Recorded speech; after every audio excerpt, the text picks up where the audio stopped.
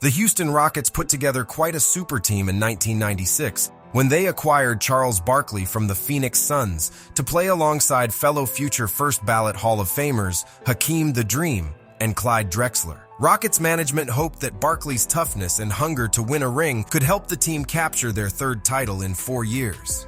Drexler was 34, and both Barkley and Hakeem were 33 at the time. However, the talented trio still had a bit left in their tanks. In their first season together, 1996-97, each star put up all-star numbers as usual.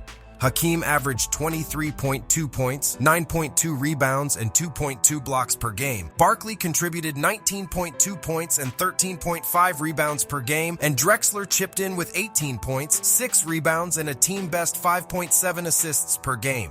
The Big Three were surrounded by a supporting cast that included Mario Elie, who was a member of the Rockets' back-to-back championship teams, undrafted rookie Matt Maloney, Kevin Willis, and Eddie Johnson.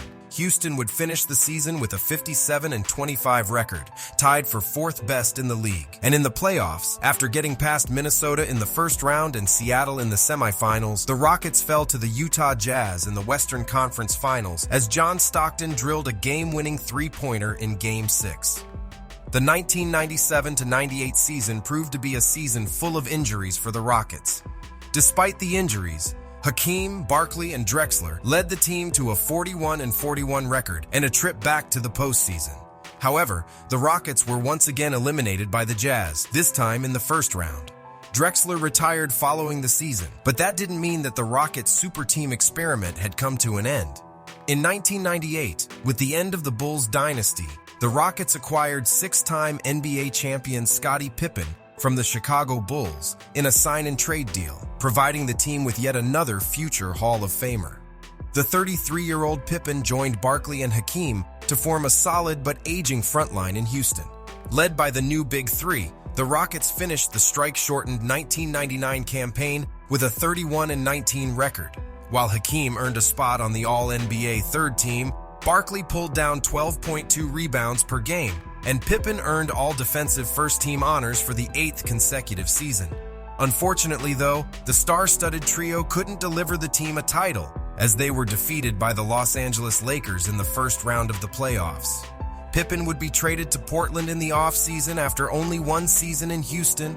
Barkley retired the following year, and in 2001, Hakeem was dealt to Toronto, where he would play the final season of his career. The super team era in Houston was over. In 2021, Pippen broke down the reasons for this failing experiment in an interview to NBA radio. We were a little bit older. I thought I was joining a super team to some degree, but it just didn't work out. You know, we just didn't have the right chemistry, and you know, we were aging a little bit. You know, I felt like that it wasn't a good fit for me. Obviously, coming off a second back surgery, I needed a little more youth around me. I didn't realize how much Hakeem had diminished in the game, I'm gonna be honest. And I didn't realize Charles wasn't as dedicated as I thought he would be. I went to Houston to try to help Charles Barkley win a championship. And I felt that his dedication wasn't there once I got there. And me, myself, I had 6, so it wasn't really about me trying to go out of my way to win a championship. And that's why I asked for the trade, and I ended up in Portland with a younger team, a hungrier team, and players that, you know, I could kind of stand behind and not have to stand out front anymore. While it is obvious that Charles Barkley and Hakeem weren't in their primes during the 1998-99 season, most would agree that a team with 3 current Hall of Famers that were still good players at the time could potentially have been a great playoff team. However, things didn't work out due to chemistry, as Scottie Pippen mentions. Pippen and Charles Barkley notably have thrown barbs at each other even after their careers were over, with Scottie calling Barkley a fake tough guy and fat. Pippen already had titles of his own and wasn't as desperate for more. So he decided to move and join a team with players that he could actually rely on. However, Pippen too never won a championship after. Tell us in the comments, where do you place Pippen in the all-time small forwards list? And if you enjoy this video, hit the like button, share, and subscribe.